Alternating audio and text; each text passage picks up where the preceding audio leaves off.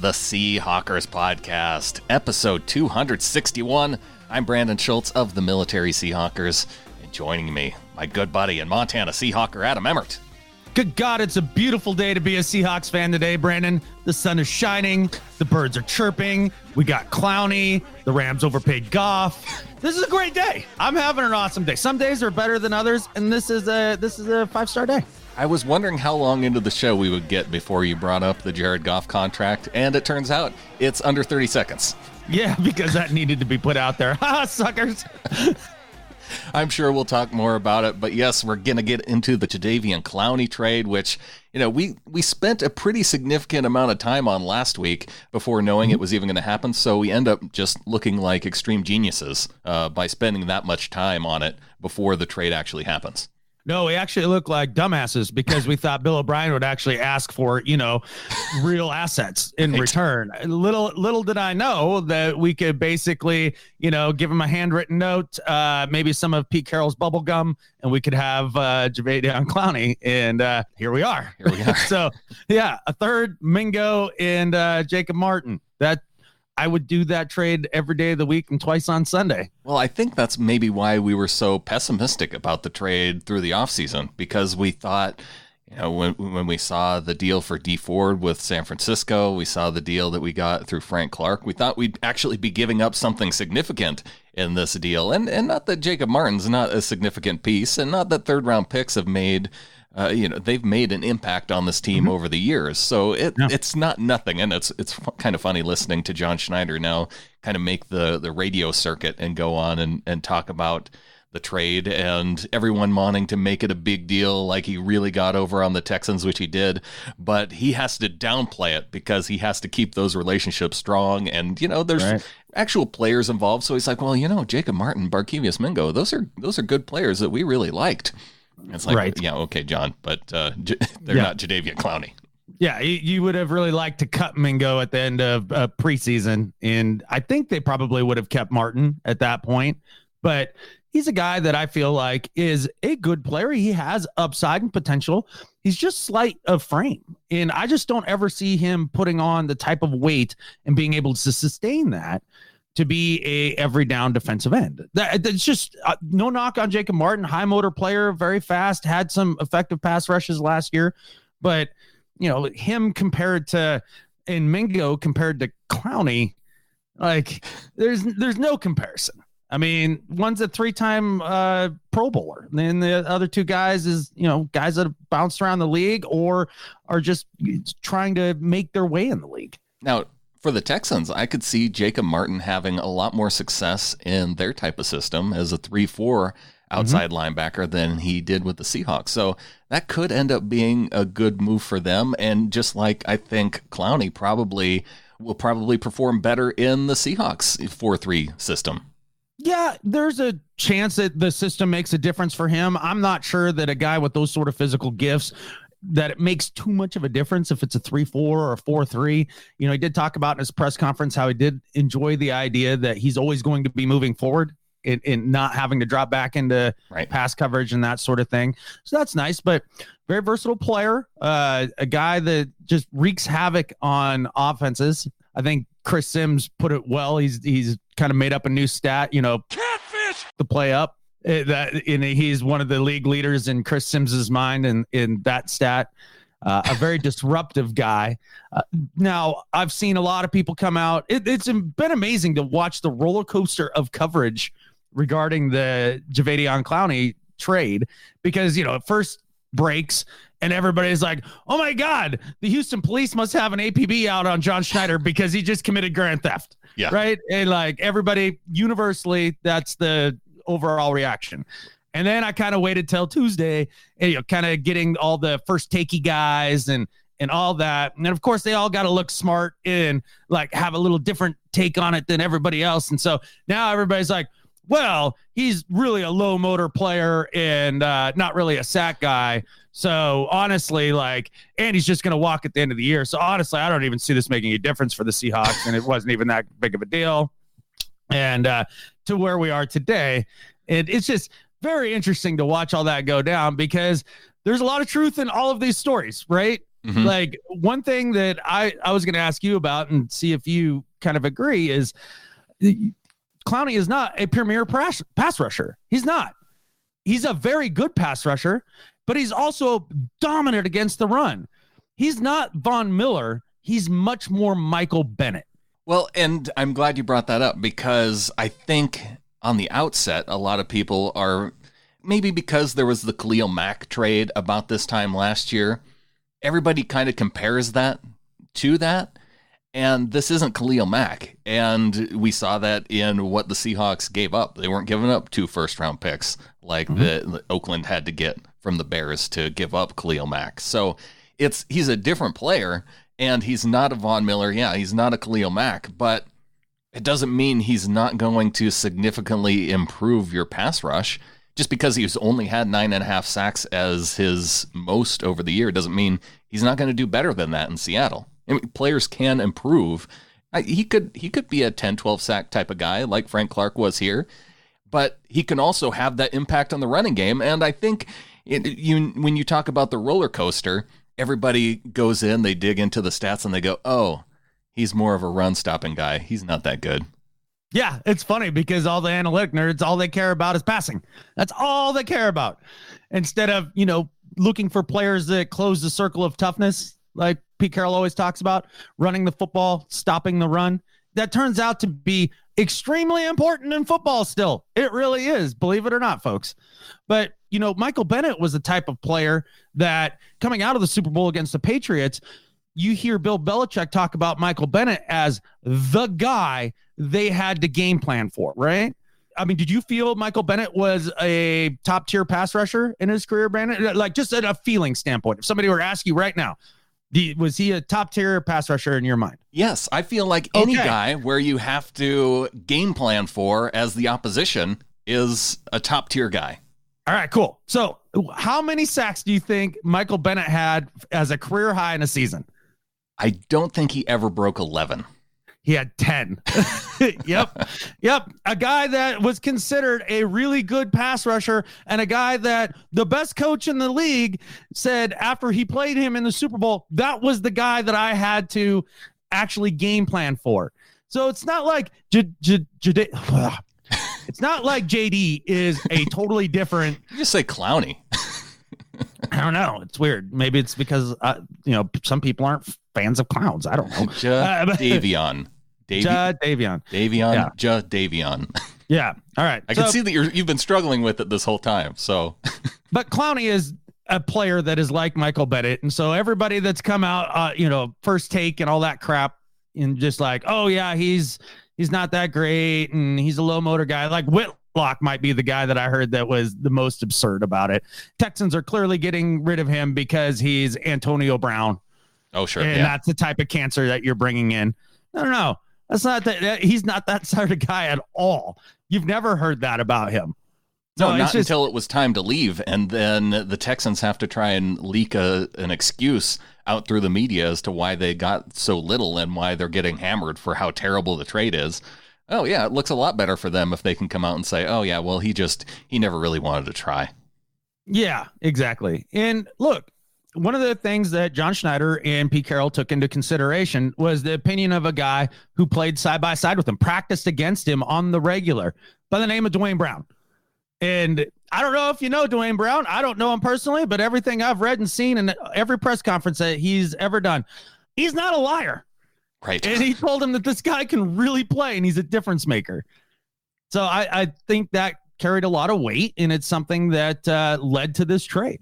It did. And we heard from Duane Brown on the podium this week right after the trade, and he said he's been talking to Clowney over the past few months. And we heard from John Schneider saying that this is something that they've even were considering back toward the draft. So Clowney has been on the Seahawks radar, and you kind of wonder too I don't think that was really that part of the Frank Clark decision. But when you consider the fact that they were looking at paying Frank Clark $17 million under the franchise tag, they move on from him. They pick up a first-round pick, a second-round pick. They're able to pay Ziggy Ansah, and then they're able to get the Texans to pay half of Clowney's salary going into this year. And so they come in looking, John Schneider comes out looking like a genius. We're getting Clowney and Ziggy Ansah for the same price of Frank Clark and picking up 2 draft picks. One of them he uses on a defensive end in LJ Collier. Yeah, I'm really glad that you made that breakdown because I wanted to sit down and do that before we got on. And, just how did he take Frank Clark, turn him into a draft that he had 4 players to 11, and then bring in Ansah and bring in Clowney? Like, that really well done. I mean, it really is. This is one of his best off seasons as a Seahawks executive. And that's pretty amazing to say. I'm really excited about what they've put together for this season. Like, you think about bringing in Clowney and me saying, well, he's much more Michael Bennett. Well, he is, Michael Bennett to Ziggy Ansah's Cliff Averill. Like, you look at their style of play, the amount of production that they had by the time they came to the Seahawks, it is very similar. That's the type of bookends that they were looking for. They're trying to recreate that, and they have it with it. Peak Bobby Wagner and peak KJ Wright and Michael Kendricks being kind of a badass just himself, let alone the emergence of Poona Ford, or when we get Jaron Reed back, Quentin Jefferson in the mix. Like, I mean, these guys, this front 7 is absolutely legit. And it really did. And I've heard some people beat around the bush about that. It really did take us from being a playoff contender to like one of the 5 to 7 teams that you look at and be like, I wouldn't be shocked if they won the Super Bowl. Yeah. And there's no, I think, absolute favorite, just like there is every year. I mean, everybody looks at Brandon, there is an absolute favorite. I don't know if you know which team that is, but they play in the city of Los Angeles. Have the circle thingy on their helmet. Yeah. I think you could also put the Chiefs in that conversation too, because everybody's still all over Patrick Mahomes as, the next greatest thing in the world. I think that shady edition is really good for them. I honestly do believe in the Chiefs. Yeah. They're going to be good. The defense has to improve, but the Chargers could be tough. I don't know about the Chargers, man. A lot of drama. They have a lot of drama. So, we'll get to talk about that when we ever get to doing our picks. And I should note, too, that if you want the pick show for me and Adam, the best way to get it is to be a member of the flock at getintheflock.com or listen to the show via our Seahawkers podcast app. It's in the Apple App Store. It's in the Android App Store. Just search for Seahawkers Podcast, and you can get all our shows right through the app, including our bonus Pickem shows.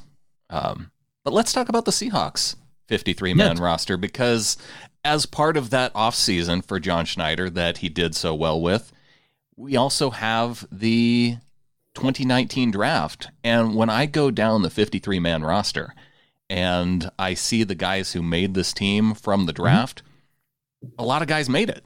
I mean, everybody from LJ Collier to Marquise Blair to Cody Barton having a pretty significant backup role. You have DK Metcalf, who was listed as a starter in the first depth chart that was released.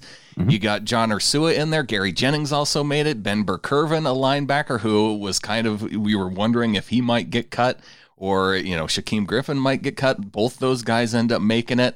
Kind of a bummer to see Austin Cletro go, but even a guy like a 6th-round pick like DeMarcus Christmas going on the PUP list, he's still on the team along with Phil Haynes, who was on the PUP list. So they never actually even cut an actual draft pick going into the starting season, which is pretty amazing with 11 guys. Yeah, that is pretty amazing. And really a lot of the guys that were let go, I mean, did any of them really sting more than, I don't know, say Calitro? Calitro was probably the biggest one. And I didn't mention Ugo Amadi, the draft pick, too. See, there's so many draft picks, I can't even get them all out. You didn't mention Travis Homer either. I didn't mention Travis Homer. So, you failed. I think we got them all in now. Yeah. Well, no, it's amazing to look down the depth chart. And I know DK Metcalf is listed as a starter. That's because David Moore's shoulder is injured. That's why he is listed as a starter. It could be Duane Brown, though. Well, it probably will be. You know what I mean? Like, what you're listed as and how much you play is just because you're the guy that's out there for the first snap doesn't mean you're going to play more snaps than the other guy. But it does say something about how excited the team is about Metcalf's potential. Yeah, it really does, actually. And I think that is exciting to think about, because Pete Carroll doesn't often, love throwing rookie receivers out there. I mean, he does it, but yeah. I'm trying to think of Doug Baldwin. Was Doug Baldwin a week 1 starter, though, on the depth chart? Oh, I don't think so. I don't think Probably so not. either, because Sidney Rice would have been one of the guys. Yep. I mean, even last year, we're trotting out Brandon Marshall. Sure. Week 1. Yeah. But I know a lot of people look at this roster and in the national media, and I've heard this a lot. Oh, there's a lot of holes in that roster. A lot of holes in that roster. Okay. Are there? Well, I think receiver would be one where you say you don't have established veterans beyond Tyler Lockett. Well, okay, at least you've mentioned the presence of Tyler Lockett. Like most everybody else in the national media are like, yeah, and they got nobody at receiver. Yeah. Oh, you mean the one guy who was perfect passer rating with Russell Wilson the entire season, who looked awesome in the preseason, who's been killing it since he came back from his gruesome leg injury. Yeah. Tyler Lockett, and they're like, well, they don't have a real number 1. Yes, we do. His name's Tyler Lockett. Oh, and the offensive line. Seattle's always had a bad offensive line. That gets mentioned too. Yeah, right. Yeah, not bad anymore. It's good now. It's funny how that works when you bring in a new coach and, bring in assets and try to actually play veteran guys that can play.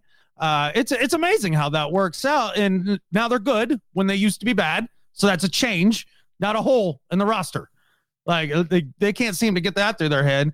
And look, the one area that when I look down the roster that I go, okay, this is where we get to see some guys flourish and hopefully come into their own. And if they do, then this team is going to be really primed for a really nice 2 to 3 year run. And that's the secondary, especially with Griffin and Trey Flowers. Like their development this year might be the biggest thing in regards to how far this team goes. Yeah, that's where this team's going to win and lose, right? Because they now seem to have all the pieces in that front 7. As long as that group can stay healthy, because there are injury concerns throughout the front 7. How do they do with Jaron Reed in there? I think Al Woods is going to do fine as a Jaron Reed replacement. In the meantime, Poona Ford, I'm excited to see him get more snaps. It's really the corners, and we saw with the Seahawks, they didn't even go with the guys that they had as their nickel corner, the Jamar Taylor. Jamar? I think it was Jamar. I don't know. Doesn't matter. He's not on the team. Yeah, the guy who was playing nickel corner, the longtime veteran, and they go and make a trade for Perry Nickerson, a 2021 conditional 7th round pick from the Jets. So not too worried about giving up one of those picks. He's going to be a hell of a nickel corner. I know that. I know that because of past John Schneider wizardry. Like this is what he does, and that's one of the areas like. If you were to ask me out of all the areas on a football team that I trust Pete Carroll to coach up players, what area would that be? It would be secondary every single time. They know how to develop corners. So the fact that we're kind of banking on the development of young corners is probably like best case scenario, right? It feels okay to me. Yeah. Well, I guess the next biggest surprise would be in the secondary, and that's when veteran Deshaun Shedd didn't make the final 53. Yeah, that's a bummer. I mean, the way that it was talked about, I wouldn't be surprised if at some point in the season we see Deshaun Shedd back. He's like injury call-up number 1 for the secondary, I think. I think so. Yeah, that's how that felt. Honestly, the loss of J.D. McKissick kind of bummed me out. And he went to the Lions, so good for him. Although, did it bum you out because CJ Prosise looks so good in that game against the Raiders, back-to-back games now, and I don't know why he's listed as number 3 on the running back depth chart now, because from what we saw in the preseason, he should be competing with Chris Carson for that number 1 job. Well, at the very least, he's better than Penny. I mean, had to get the dig on Penny. I was trying to stay above the digs on Penny right now. That wasn't a dig. It's just that Prosise looks to be the more effective runner when he can get out on the field. Now, the thing I like about Penny a hell of a lot more than I like about Prosise is that he gets on the field. Yeah. So there's that. I can see why they kept him on the roster. It would have been tough to let somebody with that kind of talent go. If he could string together a healthy year, that could be a major difference maker, because I do love this running back depth chart. Really, I do. I mean, Chris Carson, obviously. I mean, he is the closest thing we've had to the Beast since the Beast left. Rashad Penny, maybe he has that breakout year, and I am rooting for it. I really, really am. And he had a couple plays in that last game. I mean, it just needs to work on picking up the pass rushers. Like he gets bulldozed on that, but sure. I mean he could have that breakout year. And hell, if CJ Prosise somehow puts together a healthy season and can be flashes of that guy that we saw in the game against New England a few years back, holy smokes, that is a very dangerous backfield. And then the insurance that you have in Travis Homer, if every dude goes down, he can come in and at least move the pile. Yeah. Like, I love this running back group. It might be one of my favorites on this team. And then you have fullback Nick Bellore. Pete Carroll, he just couldn't help himself.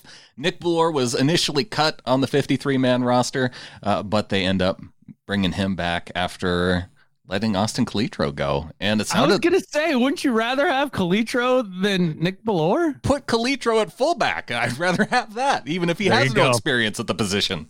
There you go. I feel like he could pick it up, right? I do. Yeah. And it sounded like there are multiple teams that were waiting on a waiver claim for Calitro, and I'm surprised they weren't able to at least get a 7th-round pick for that guy from one of those teams. Yeah. I mean, you never know how. They were busy with the Clowney trade, I suppose. Like, yeah, they had things going on. But do you kind of feel like the Bellore thing is just Pete Carroll giving a big middle finger to all the stats nerds and like every guy, like, that's talking about the new, the Sean McVays of the world, all the pass heavy offenses and all that is like, oh yeah, no, I still carry a fullback. Well, I guess the fact that they got Jacob Hollister to the practice squad, we can forgive that, along with Jazz Ferguson making the practice squad too. So some of the guys that we were concerned about that if they were cut might go to other teams, able to sneak them over to the practice squad. Yeah, no, that is great. I felt like the end of this preseason honestly couldn't have worked out almost any better. Yep, Schneider looking like the he could be in the lead for executive of the year now, but I don't know if I want him to get it, because when I run down the list of past executives of the year, most of them are unemployed. Yeah, well, they're not John Schneider either. That's true. On the list of the best general managers in football, like, where is John Schneider right now?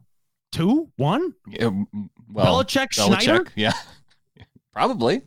I mean, is it going to get to the point where people like give Schneider the Belichick treatment when he calls, where it's like, hey, GM of the Bengals, John Schneider on the phone, hang up. I don't want to talk to him. I'm just going to get screwed over this time. Yep. One other thing that was interesting on cut down day is the fact that they cut Geno Smith and they cut Duane Brown. I think at first we're looking at that going, what are they doing? Because the Seahawks aren't going to carry just one quarterback. Like, I know we joked in the past about Russell Wilson's backup being injured Russell Wilson, but this made it look like it was officially that way on the depth chart. And I it really did. We're just, it was a joke, guys. We're just kidding. Like, we don't. Right. Yeah. Please get a backup of some kind. Like, I know it's not super important, but we need one. Like, come on. Yeah. But then it all came together and started to make sense when Geno Smith and a guy like Duane Brown were brought back on the roster, because we've been hearing about how Brown, how much they viewed him all offseason as an important part of the Seahawks puzzle, going into the season, and having, with not really having a lot of veteran depth at the receiver spot, Brown seemed obvious for that spot. And it turns out when you think about the fact that young guys, they're, whether they're, a lot of people throw around that term. Well, not a lot of people. The term vested veteran, right? Yeah. And if that's not sweeping the nation. Vested veteran. That's not a term that most people throw around. But it is an important term when it comes to your roster construction, because if you're not a vested veteran, you have to go through the waiver process, which makes you eligible to get picked up by other teams. Well, because Geno Smith, because Duane Brown are veterans, they're just released and they can go and do whatever they want. We saw that with Tom Johnson last year for the Seahawks. They wanted to release him. They wanted to pick him back up, but Minnesota said, oh, hey, we'll pay you. And so he went back there. But in this case, they just needed to make the Jadeveon Clowney trade final, and that would free open a roster spot for one of those guys. They wanted to move Ed Dixon to injured reserve to open up another spot for those guys. So as vested veterans, they had a chance to sign with another team at that point, but they decided to stick around for the Seahawks, and they were back on the roster in just a couple days. Well, there's your handshake, wink, wink, nod kind of deal right there. Like, hey, Gino, all right, so here's the thing. Really like his backup, but we're going to have to do some roster machinations here to make that happen. We're going to, quote unquote, cut you, but we're not really cutting you. Just like chill for a day or two. All right. And then we'll get you back on a new deal. And like, we're cool. Right. And like you said, Tom Johnson last year, they tried that. And, he took out the butcher knife and stabbed John Schneider right in the back. Right. And here they actually hung tight and trusted in the process. And I think that speaks volumes to the way that John Schneider operates and the way he treats players and the way Pete treats players. And that was exciting to see when it all came back around, because when Brown was released, I was like, oh no. I was like, that he was one of the security blanket guys as far as, the wide receiver core goes, that I said, well, that's a guy I can count on. I know he can be out there and he can at least be a solid contributor. And when they brought him back, I felt a lot better. As far as Gino goes, like, good. I'm not going to see him for the rest of the season, so that's fine. But at least he's there. At least they have someone there to back up Russell. Right. Yeah, exactly.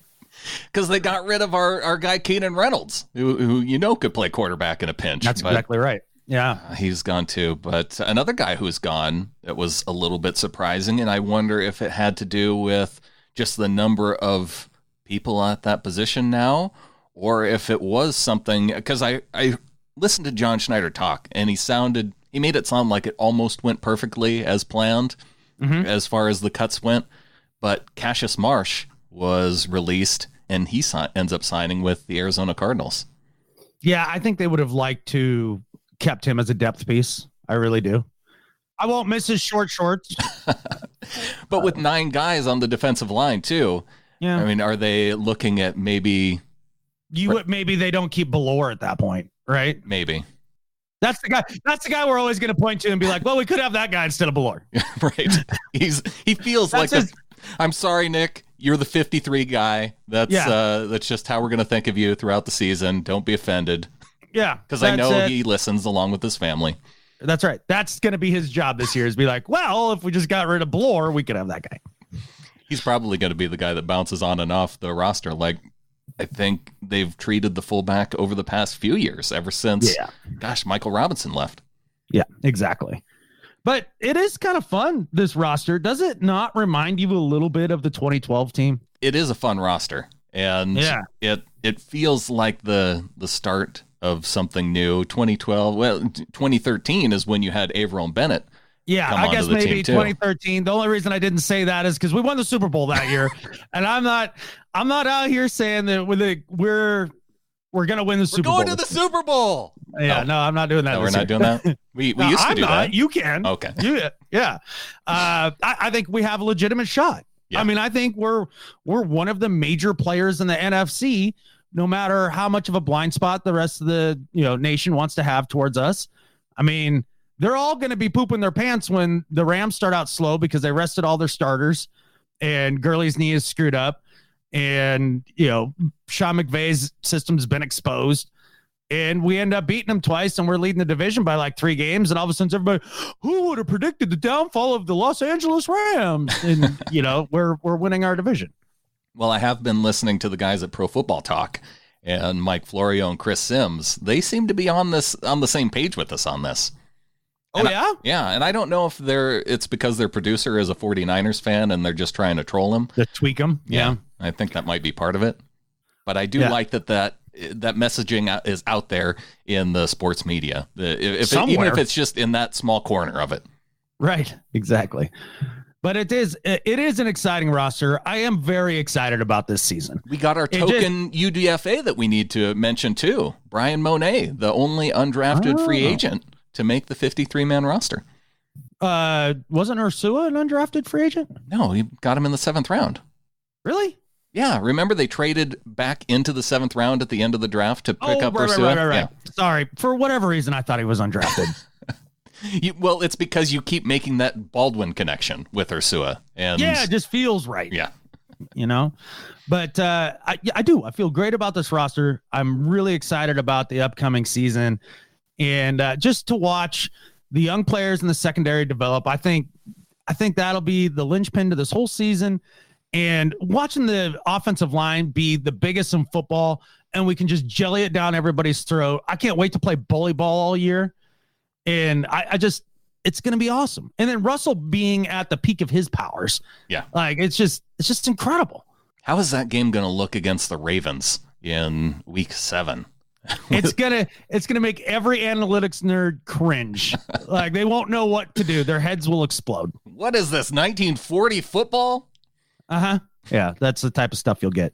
It'll be like that. Although Russell Wilson probably can air it out better than any of the dudes from the 40s. Yeah. Was the forward pass even legal in the 40s? Yeah, I think you had like Van Brocklin like back then. When did they legalize the forward pass? Oh, I don't know. It might have been when they brought alcohol back. right after Prohibition in the 20s, right? Probably. I don't know. Hard telling, not knowing. I mean, I'm old, just not that old. You're not old enough to remember that transition? Nope, not quite. NFL legalized the forward pass beyond the line of scrimmage February 25th, 1933. Oh, I wasn't that far off. You weren't. Perfect. Some old-timey trivia. It's almost the 100-year anniversary of the forward pass. Yeah, right? I'm already tired of the NFL 100 logo, though. Why are you tired of the NFL logo? No, I just the new one with the 100 written in it. Yeah, why does that bother you? I don't know. I just want the regular NFL logo. Cool. It's been 100 years. Got it. Check. Okay. Moving on. Speaking of that, we got football starting Thursday Night Football. Holy smokes, man. Yeah. It's here. It's happening. It's happening. It's great. I'm very excited. And what's the first game? It's like Packers Bears. Is that right? It is. Yeah. I don't know if I'll end up watching. I think I'm going to be driving, but maybe I'll listen to it. Oh, great. Okay. Well. Oh, great. Oh, great. You're going to be driving. Mm-hmm. I can't text you about the game while you're driving. I know. I'm just hoping that I'll be able to watch Seahawks Bengals live. Well, as we go into this week 1 game against the Bengals, it was interesting because I talked with the guys from the Orange and Black Insider podcast from CincyJungle.com, and I really had no idea. When you go into week 1 of the season, it's tough to preview these matchups because you don't have anything to look back on. They have a brand new coach, a brand new just set of coaches. Right. And yeah, Andy Dalton's still there, and you don't really worry about him too much. That AJ Green's hurt. But there's so many more pieces. It really makes it hard to put together a good preview. But fortunately, talking to those guys, I find out that they're excited about the secondary and they're excited about their defensive line, but they're not very excited about their offensive line. No, really no mention of quarterback, huh? Well, he's okay. They have an okay quarterback. That's true. But at least they don't pay him like, say another okay quarterback like Goff. But point being is like the Bengals are a team. I don't know. I've read some articles this morning and, tried to get caught up a little bit on where they are with their new coach. Young guy, right? Wasn't he one of the guys that brushed up against Sean McVay once? He was, yes. Okay. Yeah. Zach Taylor. Right. He was the quarterback coach for the Rams. That's exactly right. So just seeing what a lot of the beat reporters had written and how they're feeling about the team, and kind of the consensus that I got was all new staff, all new guys, same old Bengals. So I would imagine that this is a week 1 win. And I would imagine it runs along the score of because usually to me, it always feels like the defenses are a little ahead of the offenses right out of the gate. Yeah. And I'm gonna go with 17-7 Seahawks. Ooh, low score. Okay. Yeah, a lot of running the ball. We possess the hell out of the ball, and the Bengals barely see it. They put together one newfangled looking drive, with Sean McVay ping pong offense, and that's about it. See, when I went on to their show, I added 10 points to each of your scores for the teams. Oh, okay. But I didn't consider the fact that the teams start slow. You might have me on this one, but I do think that the Seahawks will come out on top. But the big test for them out early is, did the Seahawks defensive line, did they actually improve their run defense? Because you have Gio Bernard for the Bengals, you have Joe Mixon, they got Samaje Perine from the Skins. I do love P-Ryan. You do. I know. And all the Oklahoma running backs playing for the Bengals, apparently. Yeah. Just because Zach Taylor came out from the Sean McVay offense doesn't mean he's going to be throwing the ball all over the place. Sean McVay likes to run the football. And so I think we're going to see that from the Bengals. Yeah, they're definitely going to give it a try. I mean, against that front seven, I honestly believe good luck. I do believe they're improved against the run this year. I think that was probably one of their number one goals going into this offseason. Mm-hmm. I mean, Pete Carroll, again, talks about that circle of toughness all the time. Run the ball and stop the run. That is what really football is all about. If you can dominate in the trenches, and that's what dominating in the trenches looks like. I would be surprised if the Bengals have a really successful day running the football. Although in the past, Pete Carroll's defenses have struggled early as far as stopping the run because they're always a little sloppy on tackling for about the first 3 weeks. Yeah. Because of all of the limitations over the offseason and how little they can hit and that sort of thing. Although the tackling looked great in the preseason.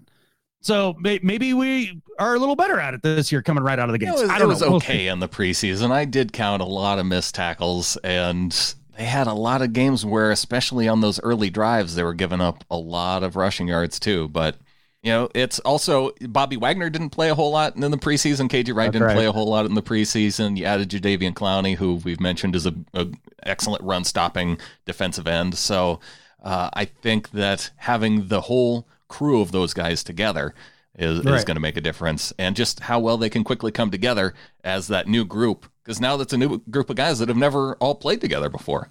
That's true. So you're going to have some fit issues there. I mean, we've seen some seasons start where we have trouble stopping the run because, guys aren't hitting their run fits just right. And that comes with a little bit of feel for the guy that you're playing next to. And obviously it was the new addition of Clowney and Jaron Reed not being there. I think we'll feel the Jaron Reed suspension a lot more in like weeks 1 and 2 than we do say in like weeks 4 and 5. I think that's fair. So I don't know. We'll see how it goes. It's exciting. Again, new team, new year. And it feels like we just turned the corner of John Schneider's first rebuild. I hear Bill Simmons talk about this a lot, that football kind of works in 4-year spans. And that's kind of how the Patriots have done it, right? I mean, you can kind of identify 3 or 4 different 4-year runs for them with different people other than like Brady. Right. Yeah. 3 or 4 different generations of teams. And you have the one where the defense was really the standout part of the Patriots team. And, Brady was just there to he was a significant part of those early teams, but really it was the defense that carried some of those early teams. Absolutely. And then they morphed a couple times over the years. Well, you had Randy Moss and now you see, kind of the end of the LOB era of Seahawks. And we had our 2 years of quote unquote rebuild that everybody thought we were going to be terrible. And yet somehow through John Schneider's wizardry, like we end up missing the playoffs barely by a game and then making the playoffs last year while in rebuild mode. And now I feel like they're starting to load back up. Yeah. I mean, people talk about the Clowney trade and be like, well, look, you don't have him sign long-term. Yeah, I know. But we also have, top 5 or top 10 cap space going into next season. Like, well, the money's going to be there to pay him if he performs. And how great is it knowing that cap space is there and you can now pick from a set of different guys? Is Jaron Reed the one who wants to stay? Is Clowney the one who wants to stay? Is Ziggy Ansah the one who performs well and wants to stay? Or all 3 of them? Like, they legit could get that done. They could maybe get that done at the expense of some other players. Down the road, maybe there's some players on the offensive line where you look at some potential cap savings where you can fill in some young players too that you've been kind of growing over the past few years. So that potential is there. Yeah. Jermaine Ifedi is another guy that they have to maybe think about paying at the end of this year. No, they don't. No, they don't. When they pay Jermaine Ifedi, Adam, it could happen.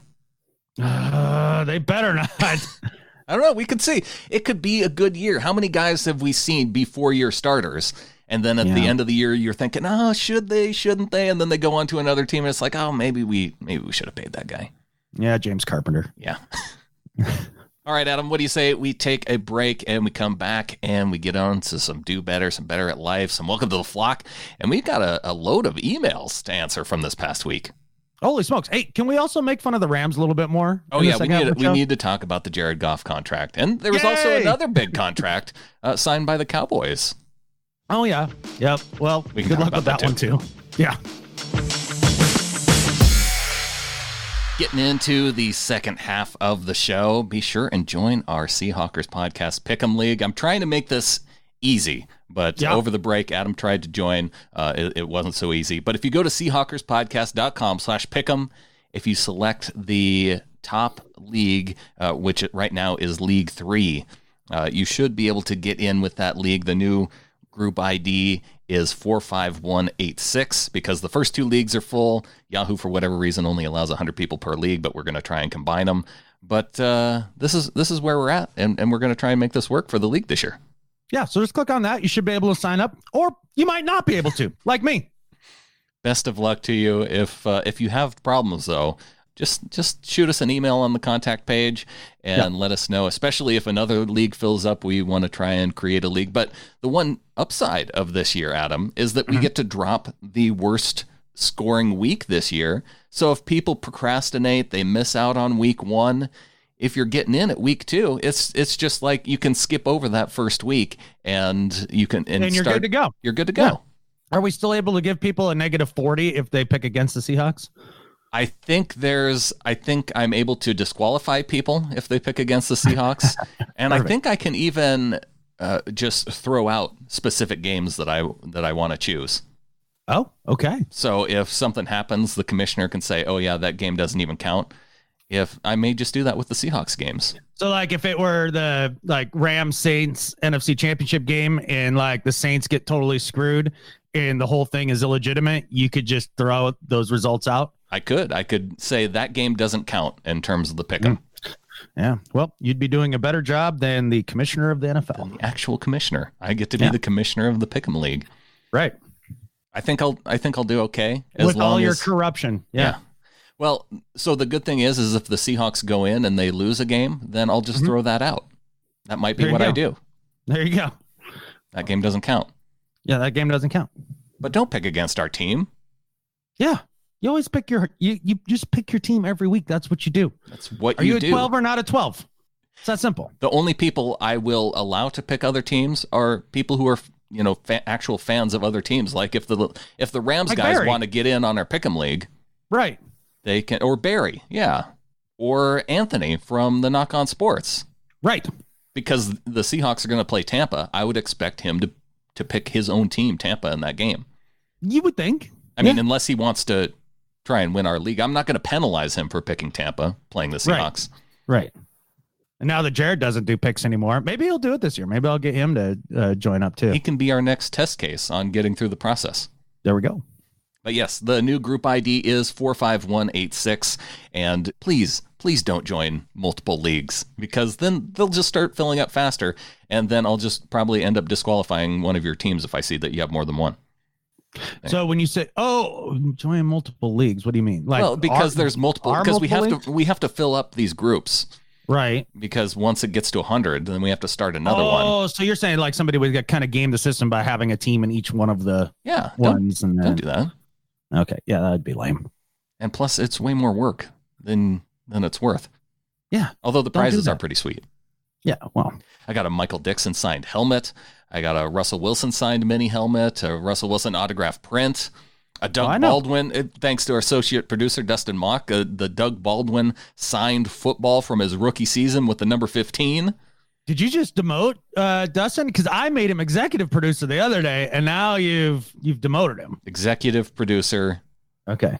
Associate to the executive producer, Dustin Mock. There we go. Now everybody wins. So check it out, Seahawkerspodcast.com/Pickem. That'll take you to the page with the information right there. And another thing you should do, go to Seahawkerspodcast.com/Game Pass. Thanks to a member of our flock, Young Choi, we are giving away a free year of NFL Game Pass. And go ahead and follow that link, Seahawkerspodcast.com/Game Pass. Make a comment under that post. and you will be entered to win. I'll pick a winner at 5 p.m. Pacific time on Friday ahead of week 1. That's super cool. Thanks a lot to Young for that, man. That's a really cool prize. It is. You don't get to watch all the games live on it, but you do get all of the access to the games after they air. And one of the things that they're doing this year is immediately after the game's done, now you can go in and watch it. It used to be you had to wait until the next day. It was kind of a pain, but now you can go in and you can start the game right from the beginning. Yeah, get the condensed version, all 22. Condensed version still takes a little bit of time, but and then the all 22 takes a little bit of time. But yeah, it's all there. It's good stuff. Yeah, it is good stuff. It's a $100 prize thanks to Young. Exactly. Just another reason to go to getintheflock.com. And another thing I'm going to be announcing, I think we're going to do a flock meetup for the Buccaneers game, Adam. Oh, cool. I know you might not be able to make it, but I think Anthony from the Knock on Sports might try and make that game. And because we're doing our Ring of Honor group meetup game for the Saints. Mm-hmm. But I think now we'll be able to open up to all the flock for the game against the Bucs. And yeah, I'll put a ticket announcement there too. So getintheflock.com. Check that out. Cool. And they're going to be cheaper there through anywhere else online to go to the game as a member of the flock. What would be better than having all the little flockers gather down there in Tampa? See, now you're doing it right. In Tampa? Like this is in Seattle, but it's against Tampa. Oh, do we have Tampa at home? Yeah. I thought that was the road game you wanted to go to. No. No, I think we Tampa... totally miscommunicated then. Oh. I thought you wanted to go to Tampa because I thought that game was in Tampa. Because you were like, yeah, we want to go to, because we always try to go to one road game. I thought that was the road game you were suggesting. No, it wasn't. It was the home game. Well, so then maybe you could make it. Were you suggesting? If we do a road game, it might have to be Atlanta. Okay. Well, I don't know. Screw Atlanta. I don't know that I need to go there. But I think that's the Tampa group is going to be at the Atlanta game. I see. All right. Well, they're all good peeps. I don't know. There's a lot to think about. I know. It's hard. It's hard to make plans. Yeah, it is, especially when I'm kind of a loose plan kind of guy. That's how I live life. Yeah, we'll just wing it. So, see, maybe you will be able to go to that. I think it's November 3rd game against the Bucs in Seattle. Maybe. There's a lot of work to be scheduled over the next few weeks, so we'll see. Okay. Well, I am making plans to go to that one, and it's going to be open to our members of the flock at getintheflock.com, and we will start by welcoming some new members, including... Okay. I know you just want to glare over the Jared Goff thing. Like, you just don't want to talk about it. I don't. Why do I want to talk about the Rams? Because it's freaking hilarious. I was just predicting that it was automatically in your do better slot or better at life slot. Maybe. I don't know. No.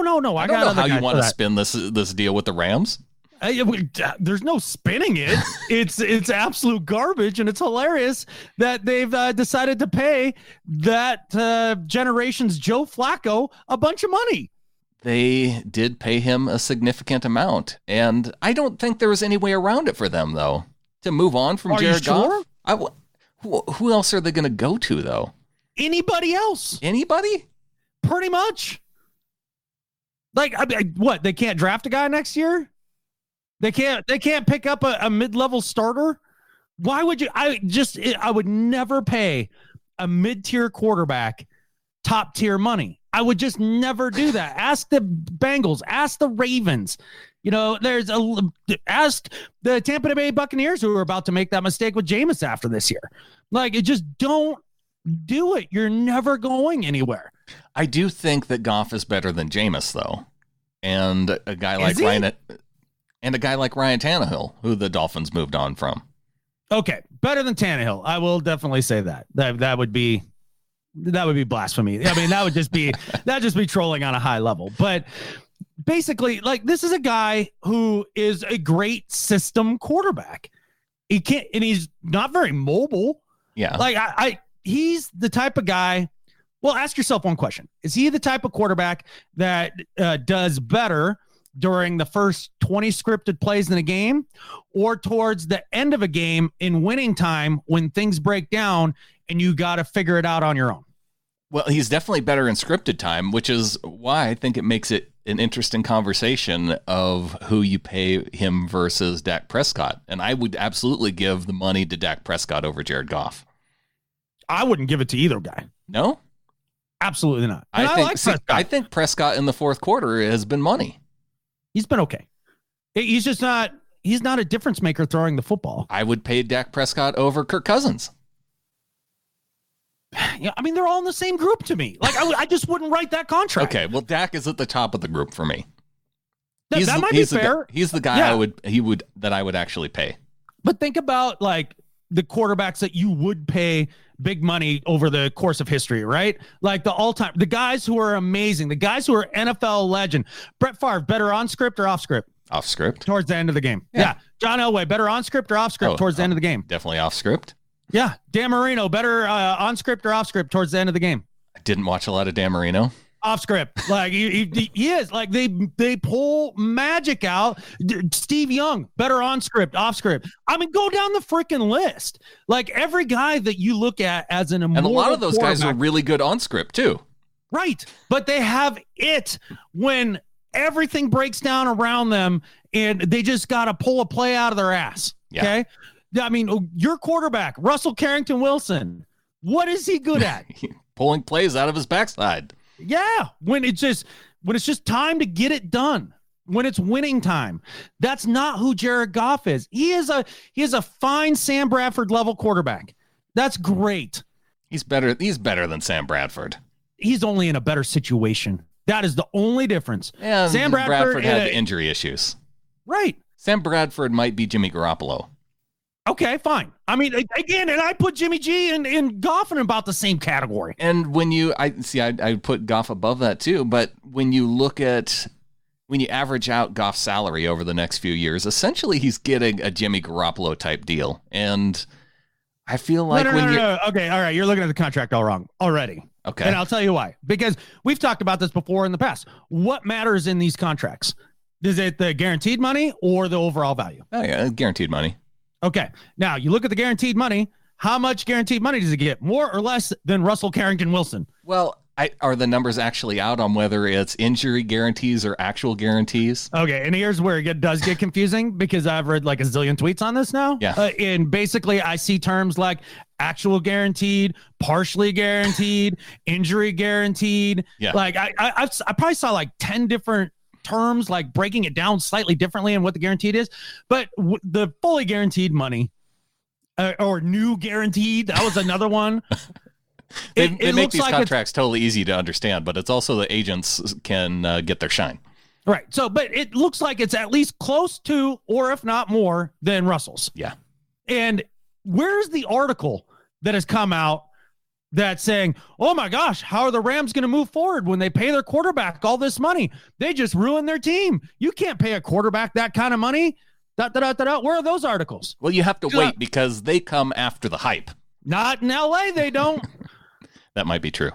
There won't be that article because all these guys can't wait to bow at the throne of the great Sean McVay.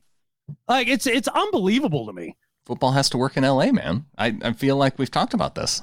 I know, but I think this is a bad contract for them. I think it's going to be a lot like the Gurley contract when it's all said and done, where people are looking back at that now and being like, I don't think you do that.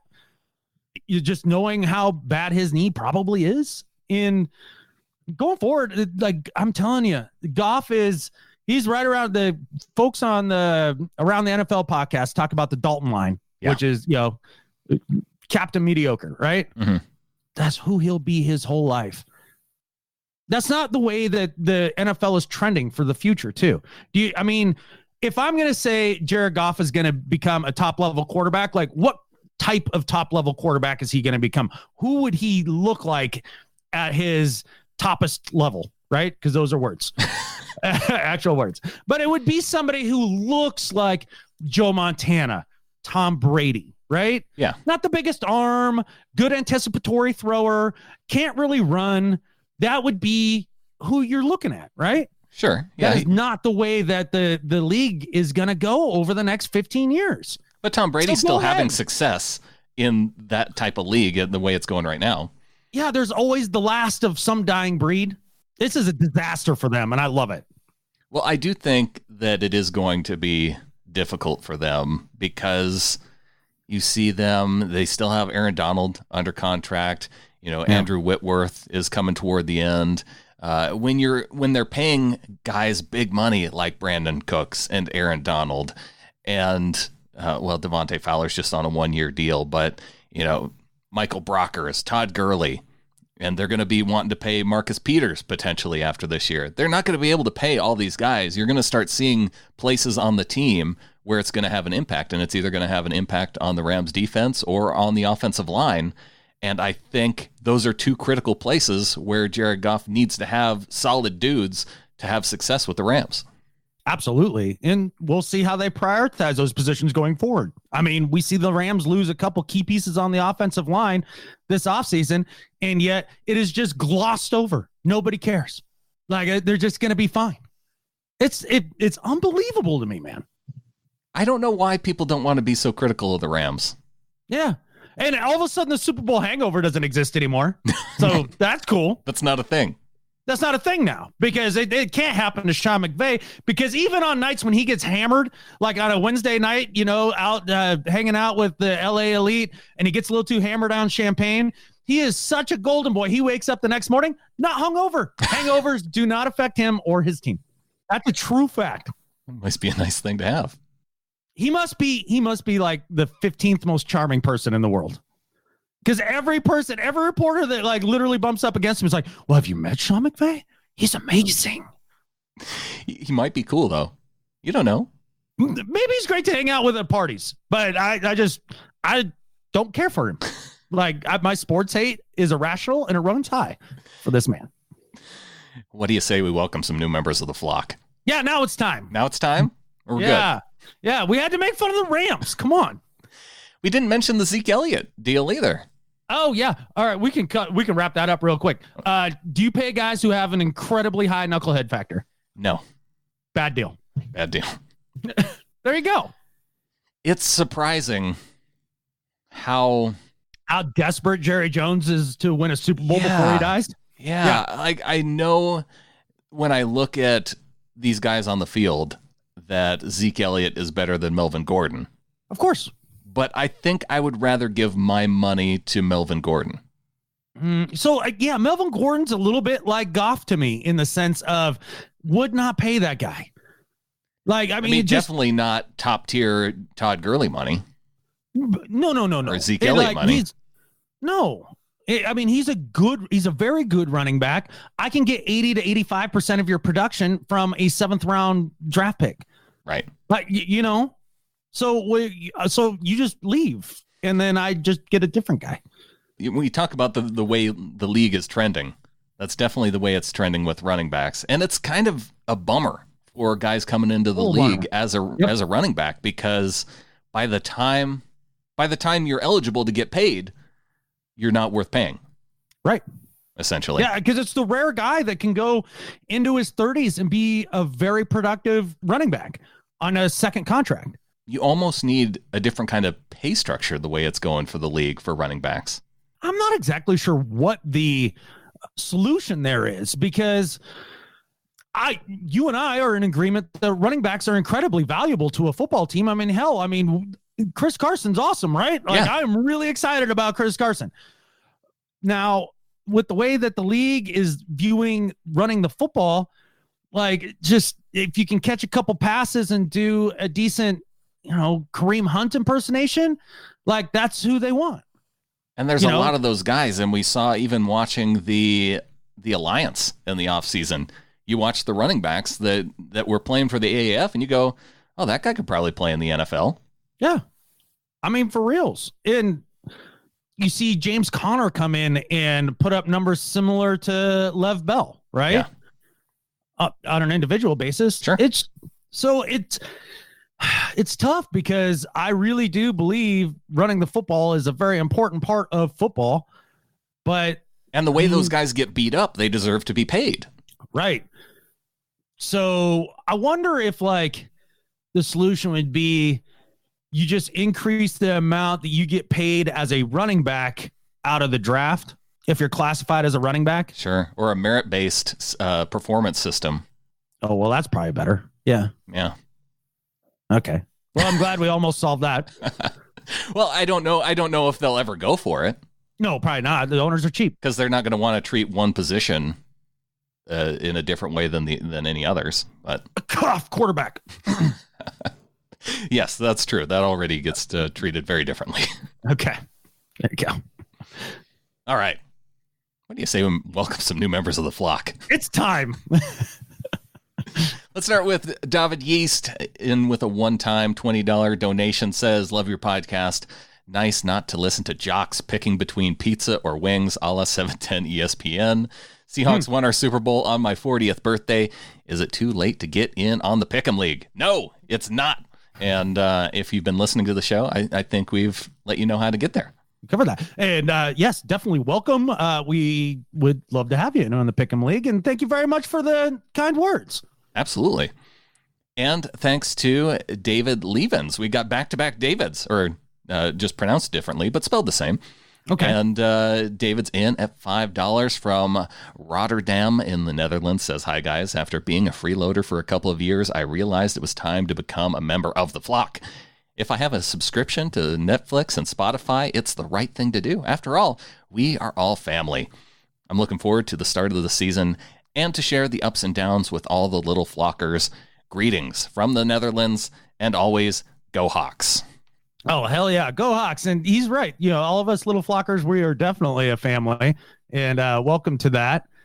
It's fun to have people sprinkled all over the world. Like the infection of the 12s goes everywhere. It's real. And I like the idea of thinking of it as a Spotify or a Netflix type situation, because you know, one of the things I do with the podcasters that I listen to, I have my budget of about $20 a month. Okay. And for the podcasts that I really enjoy, I divvy up that $20 a month among those shows that I listen to. Seems only fair, right? I know, just as from doing this, how much of a difference that can make. Oh yeah, makes a giant difference. But it's funny that David actually followed kind of the same plan that most freeloaders do. Is they start listening to the podcast, and it takes like about 2 years before they're like, oh yeah, I do enjoy this show. Yeah. So if you've been freeloading for 2 years, you literally, now is the time. Like this is it. You're past your freeloader grace period. Now you have to get in the flock. I like that the freeloader grace period. Yeah, that's a thing now. It is. Another guy who must be past his freeloader grace period, Mathen Strothoff. And welcome to the flock to Matten. Heck yeah, man. That's an excellent last name. Like because Strothoff. Yeah. Or like every time he like wins at something, he just struts off. You know, I love it. I like it too. In at $3, and also in at $3, Rob. Welcome to the flock to Rob. Heck yeah. Could it be any Rob? But I know Rob R, if we want to get specific. Oh, okay. Yeah, well, Rob R. It seems like a quality addition to the flock, man. Congratulations on becoming a little flocker. And we got some raises as well. One from Kevin Dietrich, up from 5 to 1274.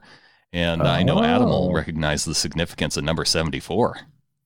Is that a George Fant reference? That's a George Fant reference, because Kevin is still on the Fant train. He says, suck it, Adam.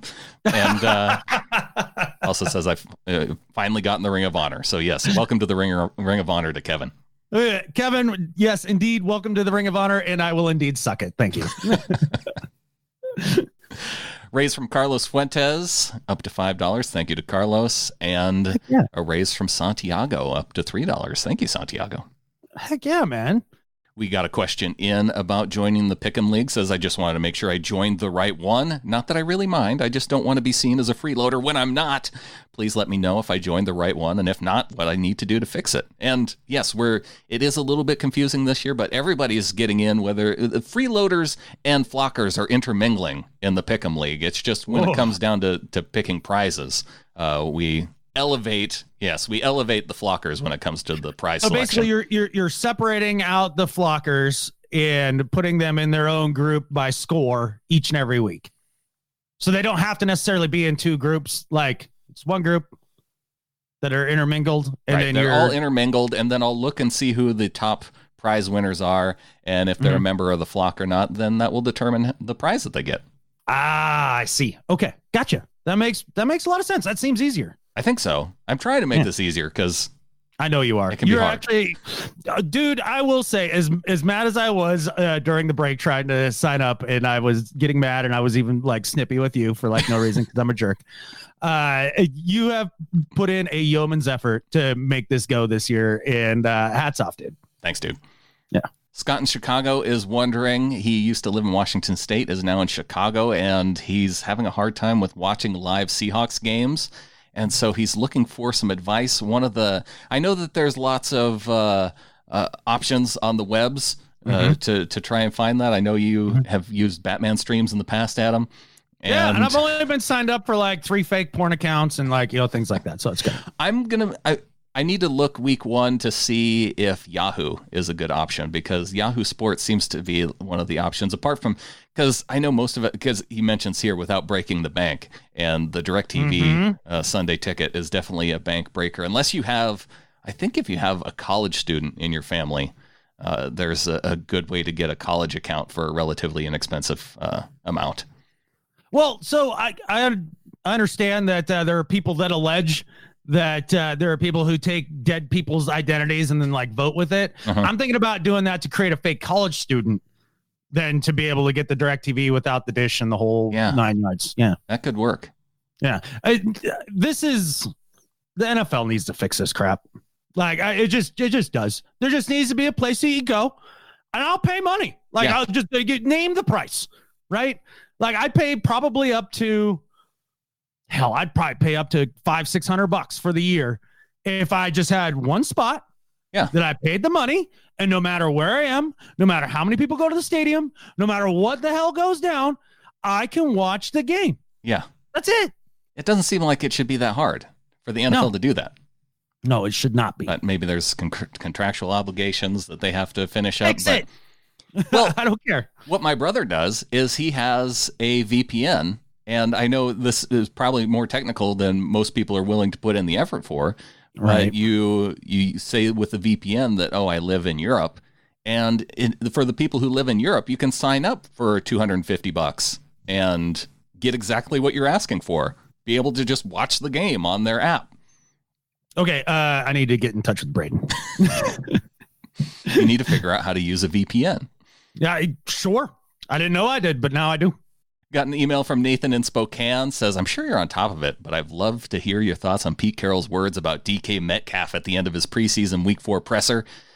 He heaps high praise on Metcalf, saying that he's different, that the game comes naturally to him, unlike other receivers. This is some of the highest praise I've heard him heap on a rookie since 2012. I would love to hear your guys' thoughts on it. I know. More DK Metcalf hype. Look, dude, I can't argue with you. Because truth be told, he is one of the more hyped rookies as far as Pete Carroll's amount of praise that he has given him, like right out of the gate. And so I kind of tend to believe Pete. And we are impacted by the hype too. I feel like though we try and keep the hype in, just knowing that not to go overboard with the hype. Right. We go overboard with hype in other places too, but with receivers, it's just an 800-yard rookie season from a receiver is a really monster season in this offense. It's a monster season, and is he going to get to there? I really want it to happen. Absolutely, I'm rooting for it, and I want to be. I want to believe in the hype. So let's get on board. DK Metcalf, MVP for 2019. Toot toot! All aboard the hype train. I am excited though about him.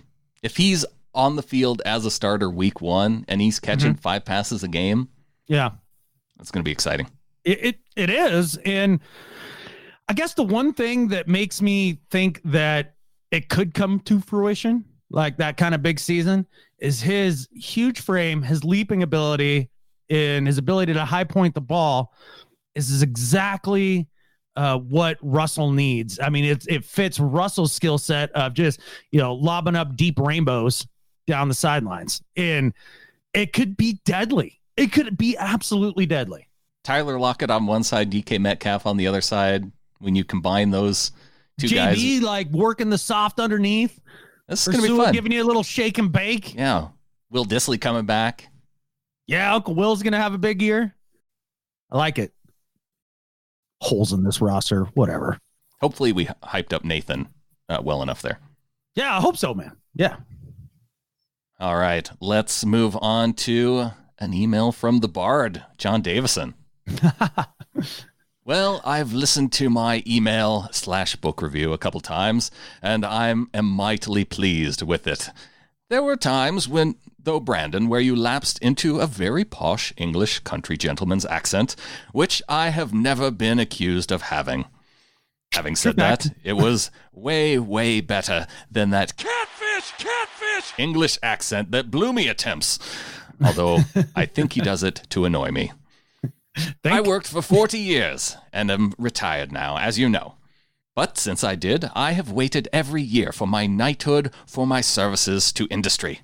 Each year I wait and get overlooked, but now I have at last been rewarded with the title of better at life than Skip Bayless. I am content now, as there are very few in this country with this title. I was musing the other day about it with my wife Yvonne, and decided I would have it included in the speech at my funeral. Hey, no. We're not doing. Nope. I refuse to speak at your funeral, John, so I guess you can't die. No one will understand it, which is fine, but I'll know, and so will Barry if he lasts me out. So it has now been mentioned at Holly's wedding and at my funeral, although not yet for a few decades. So you nearly have the set if you can get it into a christening. Maybe Adam and his new girlfriend. There we go. I have been watching Hard Knocks and hope the Hawks feature on Thursday in the last preseason game. Chucky is catfish, by the way. I was pleased with the last two preseason games, as winning is better than losing by than yesterday. Boom! You're only supposed to blow the bloody doors off. Watch Michael Caine in The Italian Job if you don't get this. All the Brits will. Wow. We got Clowney, and for not a lot. This is a fantastic price in the jigsaw, and I think it's nearly there. We just got Super Bowl closer with him there. If you don't think this is a good trade, then ask the bookmakers.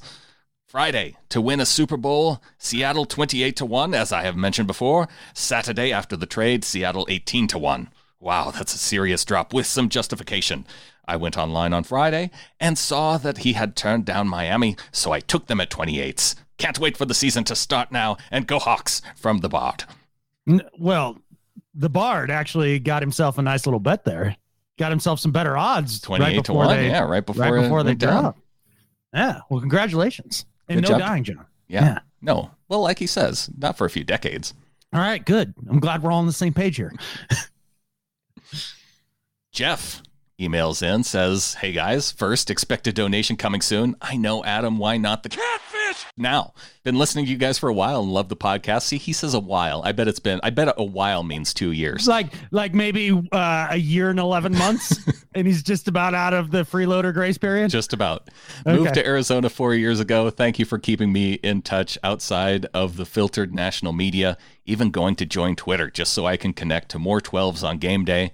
As soon as I heard about Luck's retirement, my first two thoughts: 1, OMG. 2, can't wait to hear Adam cheering for no more Luck/Wilson comparisons. I hope he got his money's worth there. Hopefully, yeah. Speaking of comparisons, what's with the first NFL power rankings? Hawks number 9? WTF? We should at least be number 3. Oh, wow. Okay. See, I looked at the power rankings and was like, I'm impressed that a national publication actually has them in the top 10. I was surprised. I think I saw one. Oh, Pete Prisco. He has us at number 12. Okay. I'd seen another cute. one at number 12 too. Yeah, it is. I see what he did there. Yeah. I appreciate that, Pete. Yeah. I think he had the Packers and Patriots 1 and 2. Okay. I mean, all these power ranking stuff don't mean a lot until we get to about week 5. Yeah, I know. I have a hard time getting mad about it right now. Yeah. Oh, he runs down and Jeff runs down the 8 that are ahead of the Seahawks.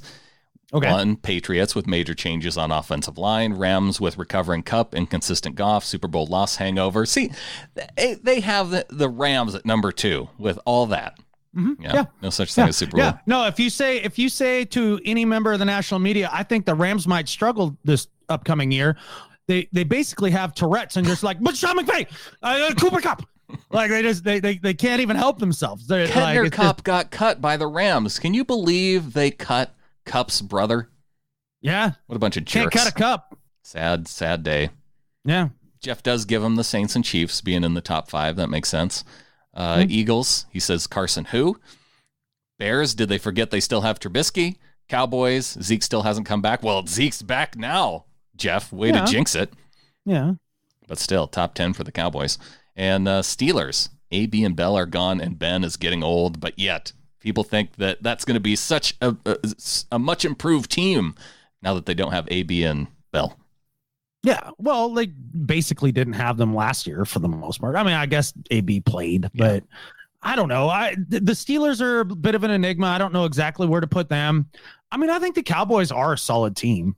They're going to be one of the teams that, it comes down to the end as far as, maybe wild card or things like that. I mean, maybe they win their division. I don't know, because the Eagles are a giant question mark to me as well.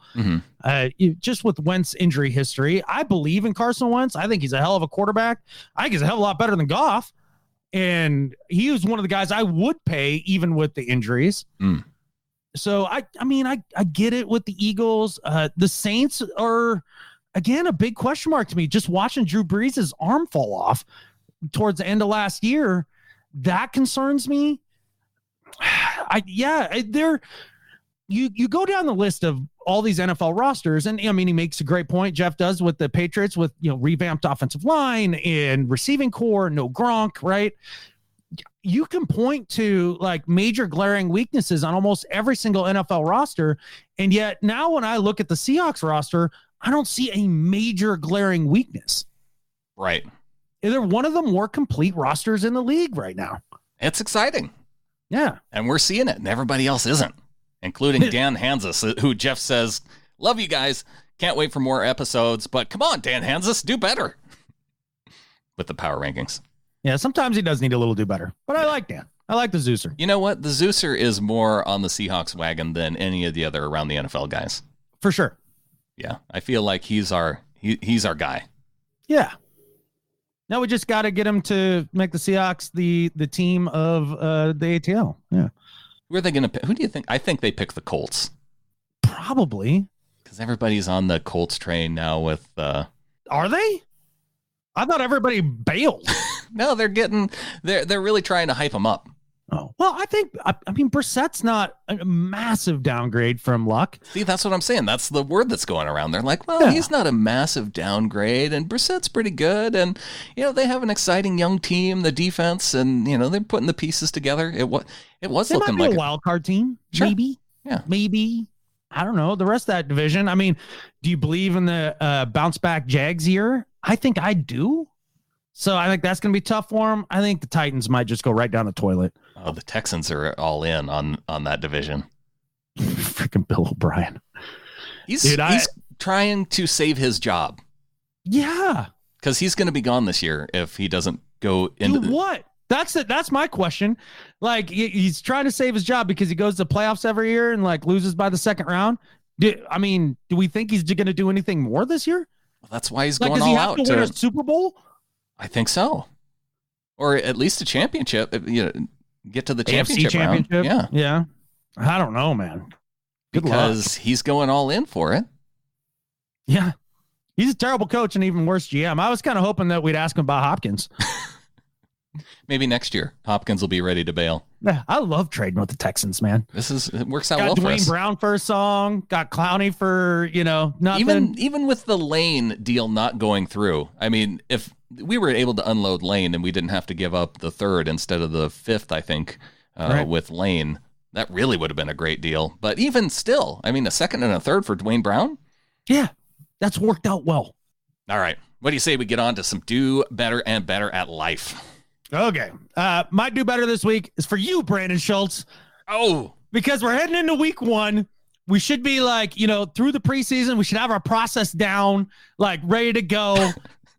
And I get on today and you change the way that we talk over. We don't just do it Skype like we've done for like 6 years. You got some new StreamYard thing. You got new equipment. You're trying to put new equipment in my podcast room. Like, you're changing everything as we're going into the season. Like, just, you know what's worked for the last like 3 or 4 years? What we've been doing. Don't change anything. Keep it the same. Do better. Change bad.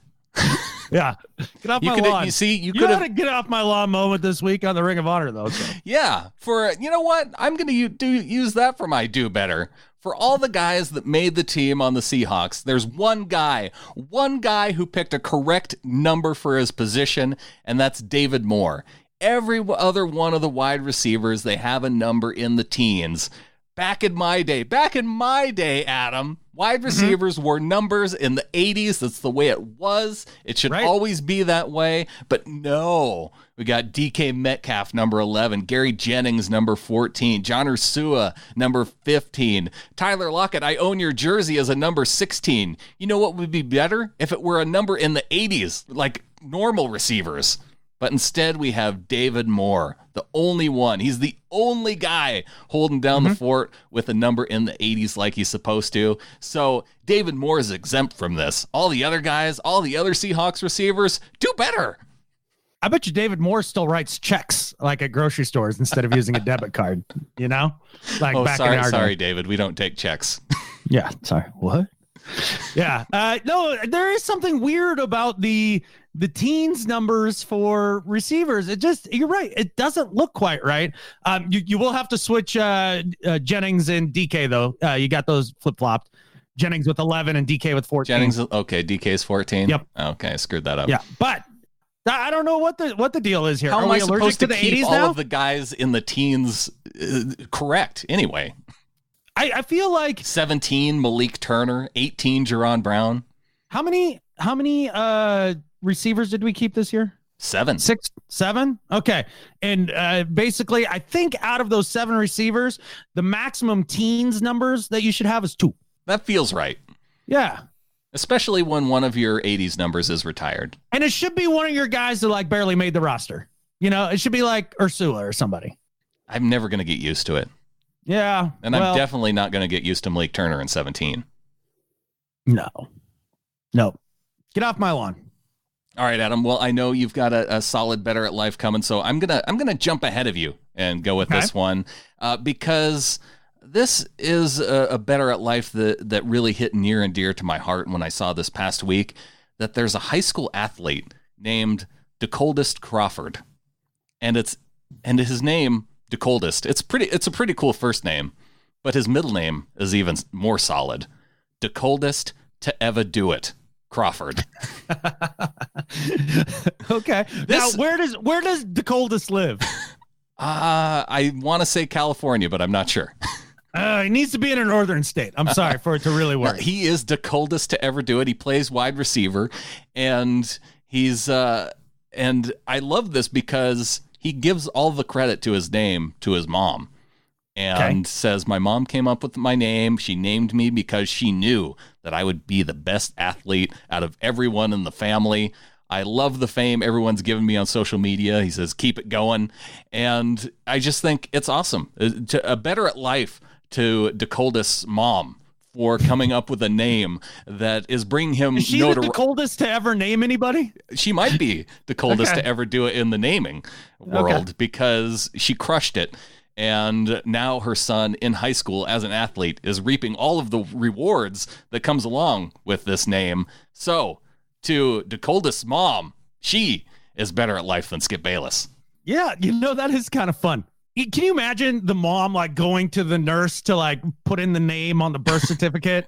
I was like, you gonna name him Mike? Nope, the coldest. Yeah, D-E you spell apostrophe. that with a C or a K? Like D-E. Yeah, is there apostrophe in it? Yeah, it's D-E apostrophe coldest.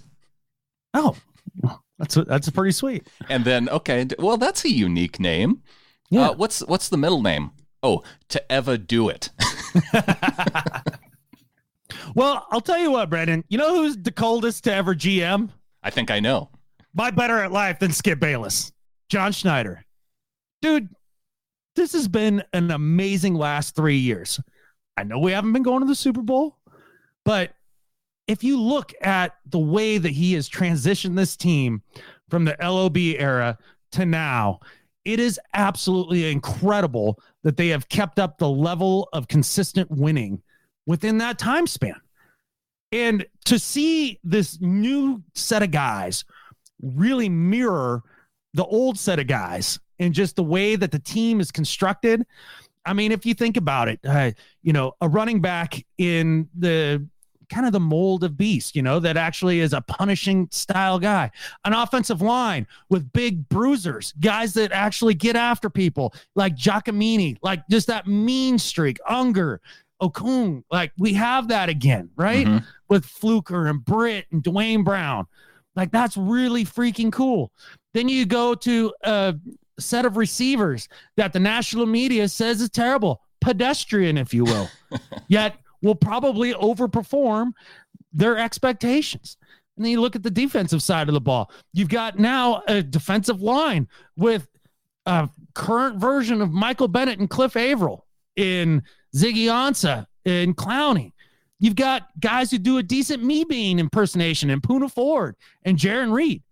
And then the linebackers, they happen to be the same and just a little more awesome than they used to be. Right. Okay? So that's pretty good. And then young, lanky corners that they're teaching that kick step thing to. And you got McDougal as kind of your roaming guy, a little like Earl Thomas. He does it with his smarts a little more than just his speed. And then they draft Marquise Blair to be the thumper. Is he as big as Cam? No, but he's supposed to be the enforcer. And you just go through, and then the punter is taken care of. I mean, we got Punting Jesus. Mm-hmm. That's great. And a great young kicker. So you go down the list, and it resembles so much of the up-and-coming 2012 and then 2013 teams, all while transitioning and keeping us in winning mode and pulling off absolute heists like the Clowney trade. John Schneider, better at life than Skip Bayless. A couple great better at lifes to kick off the show, and another way to even end the show even better is by thanking our members of the flock at $12 and above, as we do at the start of the season. And Adam, we have a growing list of about 70 people to help close out the show with. So let's get to it. Keith Ketover, a.k.a. Flocktimus Prime, University of Cybertron, Little Flockers, roll out. DCH from Sparks, Nevada, the University of Montana Grizzlies. Annalisa Mickelson, a.k.a. Mrs. Doug Baldwin, New York, New York, undergrad, University of North Carolina, Greensboro, graduate school, Brooklyn College. Eric Trench, rooting for the Seahawks out of Renton, Washington, graduated from Eastern Washington University. Gary Blum from Chappaqua, New York, and the University of Pennsylvania, your 2016 Pickem League champion. Ron Pepper, UNLV Runnin' Rebels, San Francisco, California. Tickety-boo! This here is Hong Kong Hawk, it is, from Hockfordshire Meadows, just north of Chelsea, yeah? Kevin Stengen, Keene, Texas. Ella Esparza, Woodway, Texas, Yale University, and Sam Houston State, Eat 'em Up Cats. Lisa in Seattle.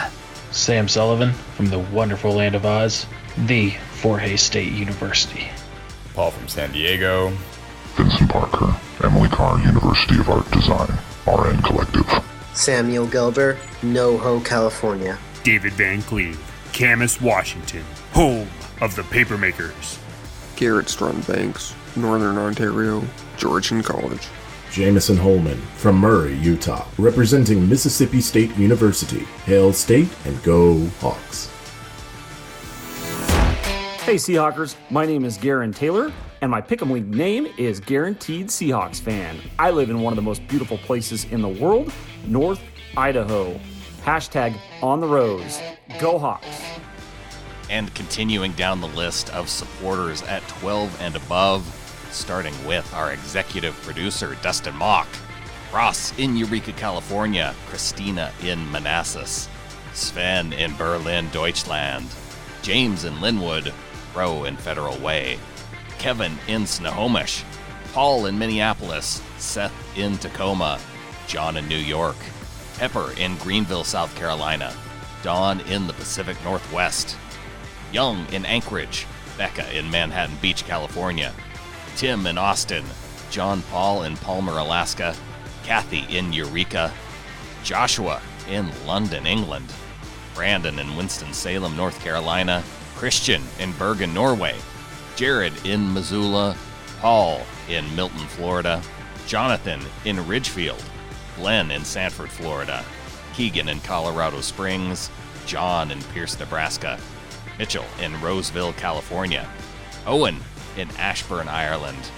Jeff in Kansas City, Missouri. Kari in Rochester. Jeff in Waddell, Arizona.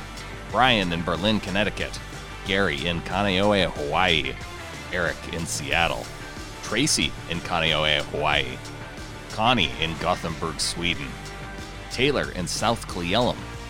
Brian in Sugarland, Texas. Lisa in Kelowna, BC. Dean somewhere in the Greater Hockdom. Marvin in Riverdale, Utah. Brian somewhere in the Greater Hockdom. JC in Billericay, UK. Scott in Bakersfield, California. Leo in Sweden. Eric in Clovis, California. Chris in Spokane. Kevin in Sammamish. Bryson in Eltopia. Shannon in Florida. John somewhere in the Greater Hockdom. Shoko in New York. Greg in Seattle. Ryan in Chatham, UK. Ben in Wrexham, UK. Kenneth in Hutto, Texas.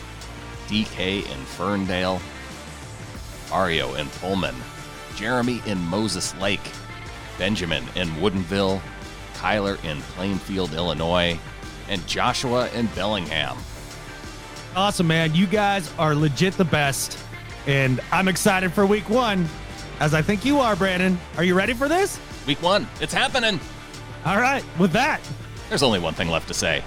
Go Hawks. Go Hawks.